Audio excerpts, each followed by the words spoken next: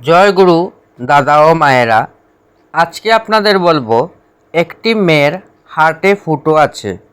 আচার্যদেব তার মাকে কি বললেন তা আজকে আপনাদের কাছে তুলে ধরব।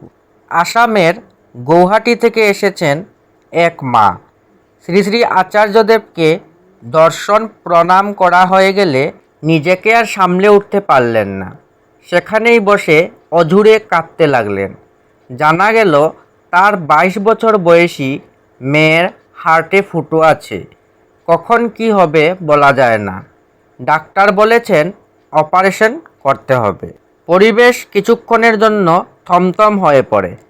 আচার্যদেব সব শুনে সান্ত্বনার সুরে সেই মাকে বললেন, তুমি এই যে কাঁদছ, তার মানে তুমি ভয় পাচ্ছ। তোমার সন্তান তোমার এই চোখের জলটা দেখে ভাববে আমি বুঝি মারা যাব। তার মানে আমার হয়ে যে যুদ্ধে নামবে সে যদি আগে থেকেই হেরে যায়, কান্নাকাটি শুরু করে, তাহলে আমার মনোবলটা কোথায় গিয়ে দাঁড়াবে? আমার যদি প্রতিপলে মনে হয় আমি মারা যাব, তাহলে আমার যেটা বাঁচার আকুতি সেটা কখনো থাকবে? মরার আগেই তাহলে আমি মারা যাব। তুমি মা হয়ে জানো না কিভাবে যুদ্ধ করতে হয়? তোমার লড়াই করার ক্ষমতা নেই? তুমি যে বসে কাঁদছ যার জন্য যুদ্ধে নেমেছ, তার কতটা ভয় সংশয় বিপদ বাড়িয়ে তুলছ তুমি জানো? এইভাবে এই দুর্বল মন নিয়ে তুমি যুদ্ধ করবে? তোমার ইচ্ছা যদি থাকে তবে ও বেঁচে যাবে। তোমার ইচ্ছা, তোমার প্রার্থনাই কাজ করবে। মায়েরা যা ইচ্ছা করেন ঈশ্বর সেই প্রার্থনা শুনেন। ঠাকুরের কাছে কখনো এই প্রার্থনা করবে না যে আমার মেয়েকে বাঁচিয়ে দাও। তুমি মন দিয়ে প্রার্থনা করবে, ঠাকুর তোমার যা মঙ্গল তুমি তাই করো। বলো এই কথা অন্তর থেকে, না টলে গিয়ে। তাহলেই দেখবে সব ঠিক হয়ে যাবে।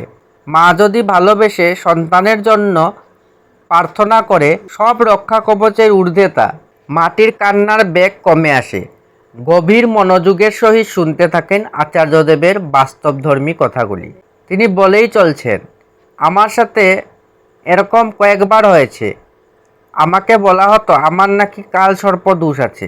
এমনও হয়েছে আমার ঘরে সাপ, আমি নাম করছি, সিঁড়ি দিয়ে নামছি, একটা কালো ভয়ানক বিষধর সাপ পড়ে আছে। একটু অসাবধানতায় পা দিলেই আমায় ছোবল মারত।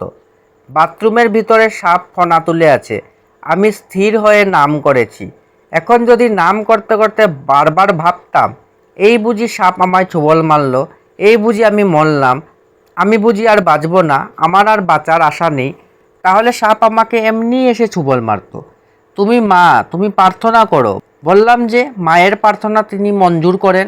আচার্যদেবের গভীর প্রত্যয়দীপ্ত কথাগুলি সেই মায়ের মনে আশার সঞ্চার করে। তিনি আশার আলো দেখতে পান। এতদিন যেখানে ভয়ের একমুখী ভাবই ছিল, আজ সেখানে রুখে দাঁড়ানোর প্রতিজ্ঞায় বুক বাঁধেন। 2 হাত দিয়ে চোখের জল মুছে নেন মাটি, যেন প্রবল প্রত্যয়ে যুদ্ধ করার সংকল্প নেন। সন্তানের মৃত্যু চিন্তা, সংসারের জড়া জীর্ণ ব্যাধির নাগপাশে পর্যুদস্ত এক মা নাথমণ্ডপে অগণিত মানুষের চোখের সামনে এভাবেই প্রবল প্রত্যয়ী হয়ে উঠে দাঁড়ালেন। ভেঙ্গে পড়া এক মা মেয়েকে বাঁচাতে বদ্ধপরিকর হয়ে উঠলেন। যে মাতৃত্বই সংসারকে দ্বিধাদ্বন্দ্বময় ও অশ্রুজল করে তুলেছিল, আচার্যদেবের পূত নির্দেশনায় সেই মাতৃত্বই হয়ে উঠল সংসারের কঠিন ভূমিতে লড়াই করার রক্ষা কবচ। এইটি আলোচনা পৌষ 1431 থেকে নেওয়া হয়েছে। জয় গুরু।